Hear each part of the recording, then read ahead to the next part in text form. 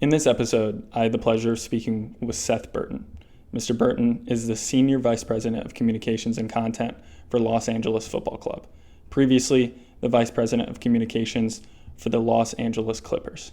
In this conversation, we touch on breakthroughs, challenges, and differences when working with LAFC and the LA Clippers, along with public relations and communications career advice and experiences and the power of networking. Recent transitions have led to challenges regarding my ability to optimize and post quality conversations for my audience. Starting at minute 24, my audio was cut out due to technical difficulties, and the rest of the episode is an incredible monologue of Mr. Burton's experiences and expertise. I will continue to improve the Common Human podcast experience for my audience and audience to come indefinitely. I'm very grateful for any support whatsoever, whether it be a subscription, like, or any form of feedback. Thank you so much for tuning into the Common Human podcast. Seek knowledge and wisdom always. Mr. Burton, you know yourself better than anyone else, better than me, your neighbors, coworkers, and friends. Could you describe who you are as a human being while touching on your 20 plus years of experience working in communications, media, and writing for professional sports franchises? Well, that's quite an opener, I'll tell you. That's a I'm not sure how to answer that question. But as a human being, I think, look, for me, I think in terms of from a professional aspect, I got into professional sports, but in kind of the media aspect and marketing aspect of it, primarily because those things I love and enjoy kind of outside of the professional capacity, right? I always enjoyed sports, but I always had a love for media, for sports media. I always grew up, reading the sports page, Sports Illustrated, consuming all of that, and then being ever since I was a kid, and I Right. always wanted to really be a journalist. I think at first, but then when I kind of discovered there was this way to bring together a lot of just like I said, things that I enjoyed, and it could be an actual job, and I got to go to games out of it. That was a great thing. So in terms of bringing it back to your being a human being, I guess it's one of those things where I try to that enjoying what you do does help, right? And when you're trying to be a human being and be the best you can be, right? I think that helps certainly. So No. That's absolutely fair. So you're just saying based on your kind of your liking of sports in general, you created an understanding which gave you kind of a framework and created that understanding in order to pursue a career in professional sports and things of that nature. yeah, I mean, yes, I think so. Like a lot of people, I was really, I love sports. I grew up playing primarily basketball and soccer, but all kinds of sports. And so I learned, I think pretty quickly that I probably wasn't going to be professional in any of those sports. And then, yeah, like I said, I always loved reading. Always loved writing, and I gravitated towards sports because I love that. So I did. I spent a lot of time writing as a when I was younger for mostly sports writing, kind of with different media publications, newspapers, etc. And yeah, so it just was something Right. that kind of came naturally. Like I said, I was interested in it, and then when I saw that there was this kind of intersection of it all, working for a pro sports team, I thought that would be worth a try. Sure. Absolutely. So besides from the role requirements and responsibilities, what were the major differences in kind of the day to day regarding your time at Los Angeles Clippers and LAFC or Los Angeles Football Club? Yeah, I mean, I think a lot of people ask me something similar, and I think, for the most part, what I've seen in our job in sports PR is that, a lot of the basics, a lot of the fundamentals are the same, whether you're, working in the NBA or working in Major League Soccer, or you're doing something similar for minor league or high school, or a lot of these fundamentals in that information world, that sports PR world, are very similar. I think the NBA, the difference probably is a little bit Right. obviously in visibility. I mean, from NBA and MLS, right? I mean, the NBA is one of the biggest world spectacles and sports leagues just in the world right now. Obviously the money is on a different level than a lot of other leagues, and certainly MLS at this time. So I think there's a little more Sure. eyeballs on what we did in the NBA than there is even in MLS, although that's changing. And I think for me having Right. the but another, so that was one thing, but the difference from the LAFC side is obviously I went there in 2017 when there wasn't a team, and so there was a big that was Sure. starting from scratch and building everything, and into a, so that was an entirely different challenge than an Right. NBA team too, right? So Yeah, absolutely. I even following soccer and things of that nature, I totally forgot that LAFC was its inception was fairly earlier than or later than a lot of these other teams and things of that nature. So that's incredible to be a part of, yeah, and to be able to grow with that organization as well is absolutely fascinating. Um, so you mentioned kind of similarities between these two particular roles. Could you touch on how kind of they contrasted and added similarities regarding just uh, time at the Clippers and LAFC? I'm just curious how maybe a soccer organization within the public relation lens can have some similarities with a giant NBA franchise. yeah. Well, like I said, I mean, I think a lot of those fundamentals are the same, and some of the biggest similarities are, from our point of view with LAFC, from the side, where we want to tell the story of our team. We want to get people excited and connecting with the club, and I think that's the same. That you want to do that in the NBA. In a similar way, right? Is get people excited, get people to be, that are already fans, to get them to be more invested in hardcore fans, and buy season tickets if they don't already have them, or Right. really be able to connect with a player maybe that they don't see, or in the NBA these players are giants compared to a lot of kind of regular fans, right? And so how do you still Sure. connect and have that way of relating as a fan to a player? So you want to tell a story, and I think in soccer there's a lot of similarities in that you want to tell the story. We want to connect. We have players from all over the world, different languages, different cultures. So how do Right. we connect them to our fans here in LA? And then and also just raise awareness. There's just not as many players in MLS that maybe the fan is aware of at first. I think LAFC have actually done a really good job of that, where we started with Carlos Vela, who was a well known, especially if you're in the soccer Mm-hmm. world, if you're a Mexican soccer fan and stuff. But then some of our other top players were younger guys, players that came from Uruguay or Right. some other places around the world that maybe the LA sports fan wasn't aware of, and then they came here and they played well, and we helped kind of build them up in a way, right? So I think that was a cool challenge. But yeah, I think there's a lot of similarities in that, where you really want to, from our perspective, we want to showcase what the team is doing, both on the field or the court, and off, Sure. and how it affects the fan, right? And so I think, obviously different ways of doing it sometimes, but yeah, a lot of similarities there, I think, between the overall goal between if you're working for an NBA team or an MLS team.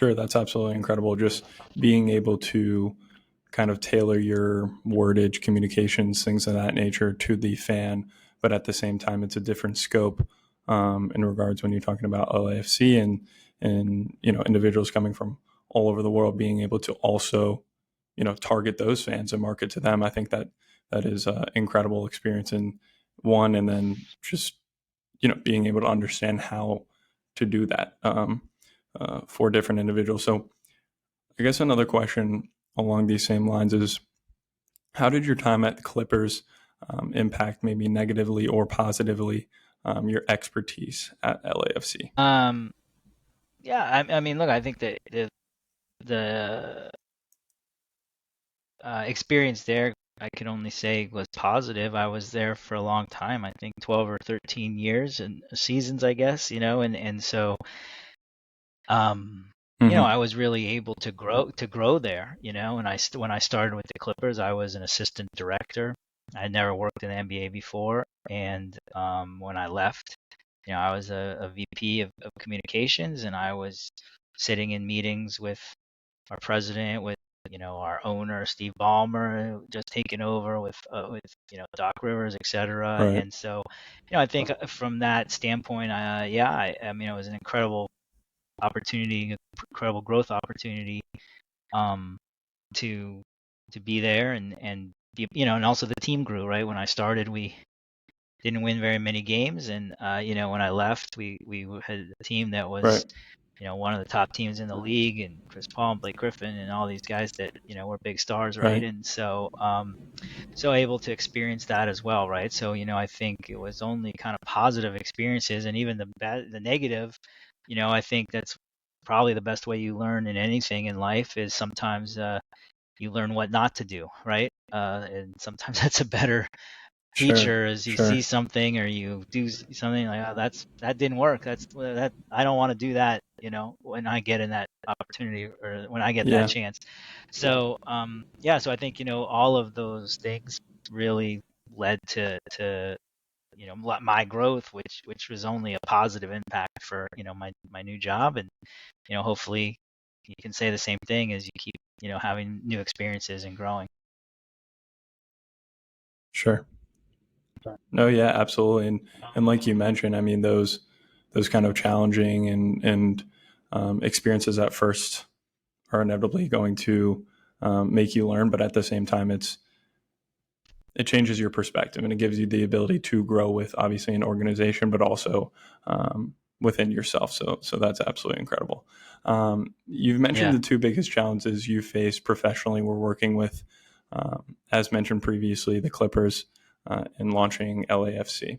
Could you describe these challenges faced at both organizations and how they shaped you, who you are professionally today? Yeah. So I mean, look, I think I mean, with the Clippers, I think it's my one of the biggest challenges, obviously, that we went through as an organization, as a team when I was there was we had a lot of change, we had a lot of turnover, and there was the Donald Sterling situation, with with the tapes, and then new ownership, and yeah. So look, I mean, I kind of lived through that and had to work through that, and it was a crash course in many things.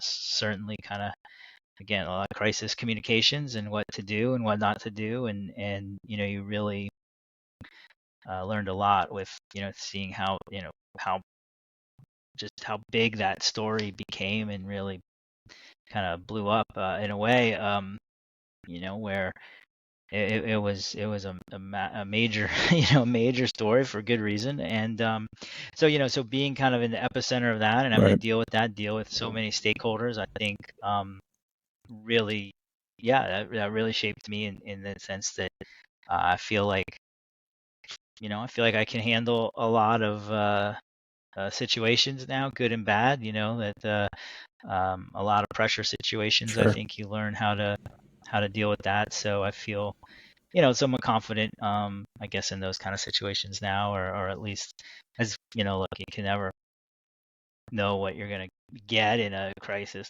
let's say, but you have to at least have be somewhat confident that you can hopefully deal with what's coming next. Right. Absolutely. So how did you and the franchise kind of adapt to that situation? I mean, obviously that was a pretty high profile case slash situation. So how does an organization almost move on and address something of that nature? Yeah, well, I mean, uh, I still don't know, right? And I don't know if there's even I don't think there was, well, first of all, there was no playbook for that, and I still don't know if there is a real playbook, but I think overall, I think that, if you look at Right. the way things turned out there, I think overall there was a lot of bumps along the way, but I think, it ended up turning out okay, where, obviously, I think from our point of view, from a PR point of view, we really tried to kind of, batten the hatches down, and figure out how we can how we could move forward with the team who was in the middle of the playoffs, and kind of keep the focus on, as much as possible, on on the basketball and on the team and on the workers there who were not Right. represented by, Sterling's remarks, obviously, and the NBA came in and pretty quickly, banned him, and so he was not around the team. So, Sure. I mean, and then look, we I think it was, but there was so much other kind of stuff going on, right, in terms of just you're talking about this intense media scrutiny. So, but yeah, I think, look, as an organization, probably handled it as best as you could. Where, like I said, no one had really Yeah. experienced that before. And then at the end of the day, um, the NBA was able to, Steve Ballmer was able to come in and purchase the team for a record amount, and now obviously he's still the owner, and they're doing great things in LA, and so, so I think overall it's one of those things that it did probably end out, okay for the organization, but yeah, no, it Sure. was certainly a bumpy road there for a little while, and you just didn't know. I think it's one of those things, you just really don't know the right thing to, not that you don't know the right thing to do, but you don't Right. know. Oh, absolutely. Sometimes you just don't know what to do, right? Because it's like I said, there's never been a Yeah. playbook for some of that kind of stuff. Sure. It's a type of situation in which um, it puts you guys on your toes, and you have to be able to adapt. And like you said, there's never a playbook or specific word for word protocol in which you Yeah. can adjust to that situation. I'm very glad that you guys have adjusted, and obviously the LA Clippers are better than ever. So, um, in regards to playoffs and things of that nature, and kind of prepare on a public relation, communication, media side regarding just preparation and preparing for game day and things of that nature. Yeah. Well, from our perspective with LAFC on a game day, for instance, we'll have anywhere, we depending on the game, and with playoffs coming up here, we have anywhere from, probably counting uh, media members, broadcast crew members, etc., and photographers. I mean, anywhere from 150 to 200 or more media members in our building. So, we start, our credentialing process early with prepping for our media operations. And then there's kind of, at the building, there's that constant contact between the people that work at the building, obviously, and our needs for, on the media Mm-hmm. side, on the broadcast side. Um, and I think from a from the, if you're looking back at the start of the season, what we try to do again is we really want to be, I think, strategic Sure. about our messaging, about our um, which affects our, which is kind of our, if that messaging affects Mm-hmm. everything from our PR, our marketing, our media outreach. But I think we try to be strategic. We try to start a plan at the beginning of the season, beginning of the year. Okay, as we look at the calendar, where are we, how are we going to, Mm-hmm. again, we know Right. going in what we want to promote, and when. But we really try to figure it out and plan, like, okay, okay, we got the preseason, we got the beginning of the year, we're back. Uh, okay, we got Mm-hmm. it. What's the storylines there? How can we get people excited?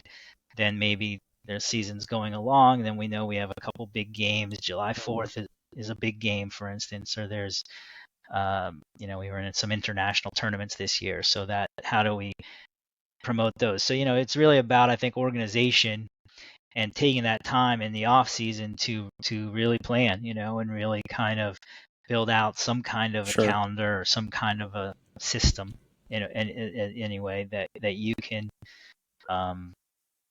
so that you can Right. stick to. And again, I don't think you have to stick to it word for word, but something that you can stick to and that you can really um, hold yourself accountable, right? As you figure out how you're going to promote and message the team. Hmm. And of course, it's sports. So the great thing is things are going to change, right? That's your best laid plans Right. will be changed a little bit in some way, sometimes for good, sometimes for bad. But all the same, I think what's important is to have that kind of a plan. Going in like a publicity plan, that PR calendar throughout the year. What specific, or I guess how important is wording and the way in which you phrase things to the audience, such as the fan, to get them excited? And um, if that level of importance is high, I guess how do you gauge kind of the information that you're putting out in order to excite them and attract them to season tickets or games and the like? Well, I think it's very important in terms of the language, and I think that's one thing that actually at LAFC we've really been successful with. We've done a good job of that since day one, of making sure that where we are precise and specific with our language, how we refer to our club and our members and how we build our community. I think, yeah, I think we've actually been very, very, yeah, very, very mindful and specific of that, of language, because Right. especially when you're trying to build something new, right? It's this message of how do you appeal, how do you bring people in, how do you get people to say this is exciting and worth doing. And I think with LAFC we used this language of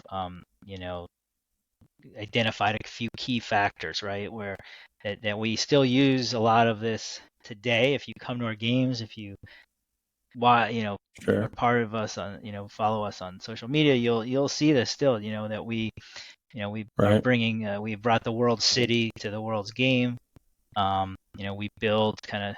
We've built our club street by street, block by block, and we stand shoulder to shoulder with our supporters and with our fans, and those kind of and Hmm. statement. And then also, for us, we're a force for good in LA, and that's a huge tenet. So these way we use the language, I mean, these are all things that are part of our the heart of our club, but we still talk about it, and I think our fans embrace it, and it's real or authentic when we talk about these things. So yeah, so I think that part of using that language and using it throughout our messaging, whatever it may be, and I think that's important, that our messaging Right. is and has been cohesive, right? Where you'll see uh, our messaging be pretty cohesive through whether it's an email to season ticket holders, or something that's posted on social media to even hopefully, and when our Right. coaches are giving an interview, for instance, right? So obviously, it's a worldwide understanding. Lionel Messi coming to Inter Miami. So how has that impacted MLS in general, and obviously your life as a individual working in uh, working with, I should say, a MLS franchise. Yeah, well, I mean, look, I mean, Messi is huge, and I think his impact is massive. I mean, it really is. I don't know if they've even got Right. metrics big enough to measure it yet, in the sense of how much one person can mean to the league so far. Is really really excited people, really brought so many new fans, a lot of new eyeballs onto the league. So it's amazing, to have a player like that here. Obviously, he came to LA a few months ago, and we played them, and they beat us, but it was an incredible night, and it was, you know, I I think maybe our most attended game ever, and we sell out every game, but this one we were able to add additional seats even, and yeah, I mean it was a true event in LA where it really was like the place. It was the hottest ticket in town, right? To come to an MLS game to see Messi. You had, you know, Leonardo DiCaprio was there, and all, Selena Gomez was there, and all kinds of people were there. List of celebrities. So it was a real big deal. Yeah, and again, we usually do get, um, we have sellouts, we have celebrity fans, but this is just a different level, right? Because he's a different level. And so it's something that I think it's just going to continue to be great for the league for next year when he's playing a full season. And I think the impact hopefully will be long term, right? Where we see continued growth, we see his fans becoming fans of MLS with the new TV deal that MLS has with Apple TV. It's available very easily all over the world internationally. So, a Messi fan in Argentina or Spain can theoretically watch MLS and watch Messi in MLS, right? And so now our job as a league is to make sure that those people that are Messi fans, become MLS fans, hopefully, and it becomes a league that they want to continue watching for years and years when he's not playing. But I think the good news is too that he's such an impactful player that there will be others who play other players around the world. I have to believe that will say, oh well, Messi's in MLS, I'm going to come now too, right? Or at least that's a great option to have, right? And so the level will continue. Yeah, sure. All those guys are there already, right? And so yeah, I think the level will just continue to rise in the league in terms of play on the field, which will mean it's going to rise everywhere. So that's exciting. A great aspect of it where you've seen so many, yeah, fans or Messi fans. I mean, I think I've seen pictures of people wearing like a Messi jersey and then the other team's hat or something, like that's there. So that they're a fan of the home team, so they wear the hat, but they're a bigger fan of Messi, so they wear the jersey, right? Um, so yeah, so I think you've seen that, and it is, yeah, it's certainly cool to be able to see some of this stuff with him. Um, when I was starting high school, really, I really was dead set, really focused on working as a reporter, as a journalist, and then I went to college for that, and went to JMU, and then I was really focused on that, and so I took almost entirely. I think I majored in you know, communications, journalism, and then I had a minor in political science because I also love kind of love politics. I thought maybe I would, if sports writing didn't work out, I could be a political type reporter or something. And so I really focused on those two things. I really just took a ton of writing classes and all kinds of writing classes too, right? I think that's helped me in my career, but not just news writing, but I took script writing or different things like that. But and so marketing, and I graduated from college. I worked for a few years at two daily newspapers, and then I was working at a daily newspaper in Virginia, in Strasburg, Virginia, called the Northern Virginia Daily. And through that, and through a friend, like I basically was able to start writing some freelance articles for the Washington, at the time, the Washington Redskins there. Um, they had a magazine, a weekly, print magazine that I was able to help out and write a few articles, and so then I, started going into their offices to see that, and that's when I kind of met the PR staff and the marketing staff, and I saw, oh, this is pretty cool, and once I got in there, I think it never had occurred to me, even as a sports fan, right? It never had occurred to me that a sports team is a company. They have accountants there, they have janitors there, they have marketing people there, they have IT people. It just honestly never occurred to me. I just kind of looked at it like, oh, they're the guys on the field, right? And so, so like I said, once I got in and I realized like, yeah, yeah, right. Once I got in and realized like, oh man, there's all this other stuff. So it's cool. Like you can still write, or I can still work with the media, but then I'm also part of a team,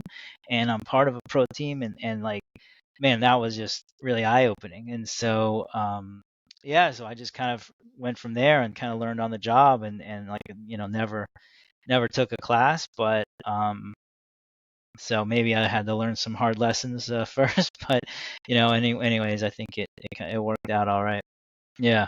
Yeah, no, it was look, I was lucky I was able to I kind of found it when I did, and yeah, like I said, it really opened my eyes and opened the doors for me. One thing that I tell people if I'm asked to speak to students or something is that, yeah, it is it's certainly sports can be a grind, especially if you're in some of those sports like, baseball, or NBA or NHL, where you've got 162 games, 82 games. I mean, that's a lot. And plus playoffs and everything else. So it is a grind. I think you have to realize, you do have to be committed. I think it is a lifestyle, I guess you could say, because you're working at nights and weekends and holidays and birthdays and all that kind of stuff, right? That's when we're playing these games as entertainment. So you're playing at times when people are being entertained, right? And so that's can be hard, and it's tough. And there's a lot of people that I've worked with over the years who are like, yeah, I need a regular schedule. I don't want my life, decided by the team schedule that comes out at the beginning of the year on the little boxes, the old fold out pocket schedules, right? I don't want my life dictated by that, right? And I get it. And and I think so it is a grind that you have to kind of accept and go through. But yeah, I mean, it's really, there's great highs and great rewards to being, I think to being a part of a team is really fun, and to, like you said, you can really have an impact in various ways in the community, um, whether it's through, so many of the community events we do, or it's just through, this fact that, you try to think back to when you were a fan and a kid, and how impactful these athletes are and these games are, right? And you can really, give people these lifetime memories, in a way, and so it's, yeah, so all of that, I think for me, makes it worthwhile. But yeah, but so it is, like I said, it can be a grind, but yeah, there's a lot of good things too. Um, I think yeah, I think in terms of what's helped me is just learning from, being able to learn from a lot of people, um, especially at the Clippers who were there, and I think seeing that the professionalism of it, right? That, I think that's the other aspect of it that can sometimes be difficult for people, where because it is sports and it is entertainment, and you do sometimes you get the opportunity to work with these stars or celebrities or whatever it is.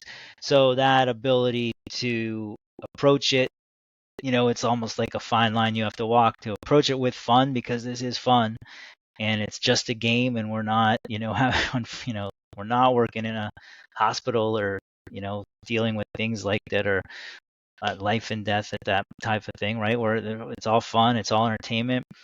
Um, so being able to walk that line, and then walk the line of like, hey man, we gotta be professional, and not be, starstruck or whatever it is, and understanding that, especially now, I mean, this is a multi-billion-dollar business, right? Where there is a lot of, there is a lot at stake, and not only are these guys incredible athletes, they're really competitive athletes, and this is a something. So I think that's what that's a big thing that I've learned there. It is this fine line of, you want it to be fun, accessible, all of these things that we talk about, and then there's that other side where, okay, but it still is a business. You still have to take care of things, and really be professional. So I think, trying to, I think when you're younger, maybe it's harder to understand that as you're starting out, and just but really trying to understand that role of being able to, kind of be a leader and walk down that middle and say, okay, here's how you kind of be professional with everything going on. Well, I think if you're younger, if you're in college, I think an important thing is that you just you get started, and I think, like I said earlier on this, since we've been talking, that so many of the fundamentals are the same. So I think, if you're in college or you're in high school and you think that you want to be in the sports world, like, you can start building your resume. You can volunteer at events at your local school, or if your college is a great opportunity to do that. Get involved with your SID department, or or your sports marketing department, or if there's a minor league team in town, or whatever it is, Special Olympics, any of these things, right? Like, you need to start building your resume as early as possible, because it's on the resume, and you're learning these skills,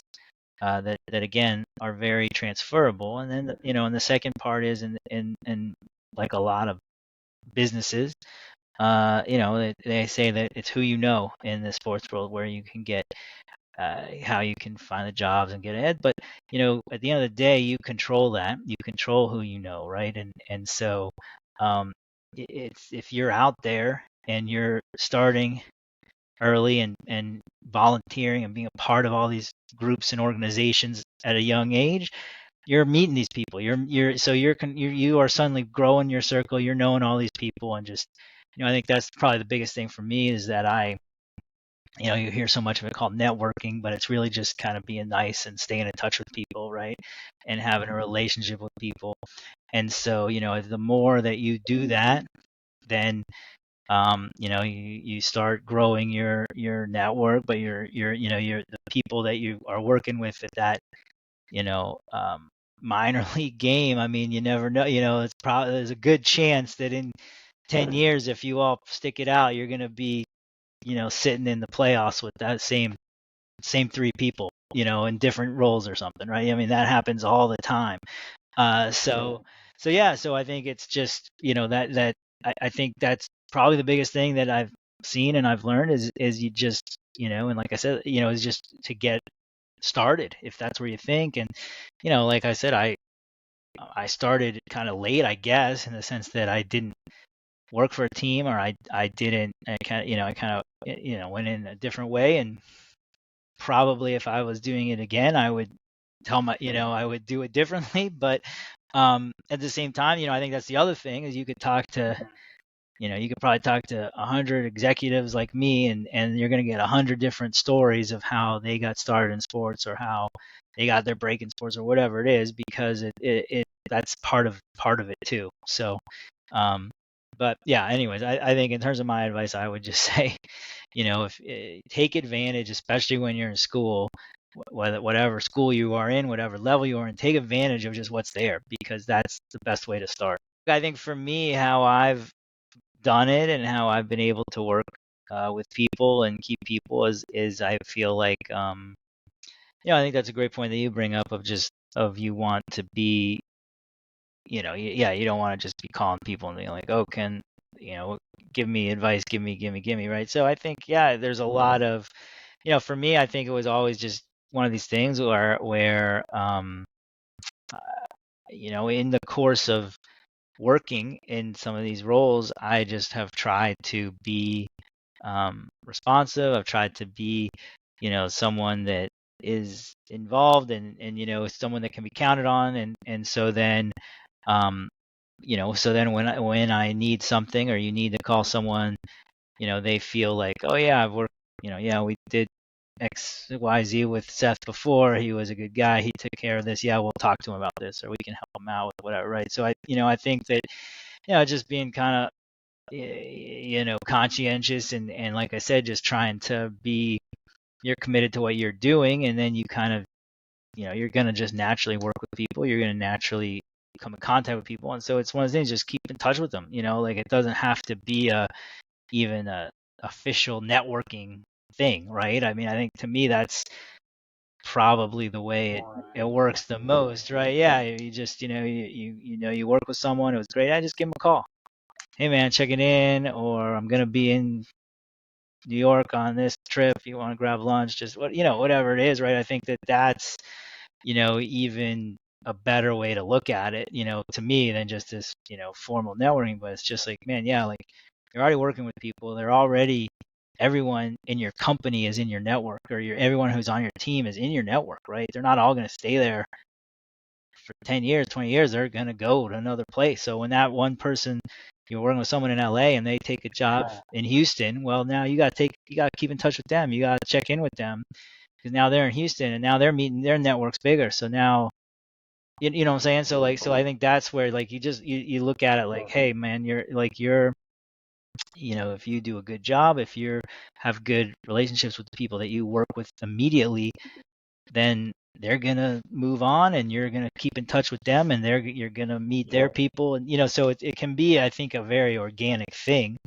at times, and I think that's important. I think sometimes it can be a little intimidating, right? If you are like, oh, we got a network, or we gotta build my network, and go to a networking event and small talk and blah blah blah. Where, yeah, that can be hard, or that can be a little weird, or that can have a, I don't know. That's not as natural. Where what you're talking about is just, like you're kind of naturally building things, and you're gonna be naturally in touch with people all over the sports industry eventually, and that's kind of, I guess how you would build a network, right?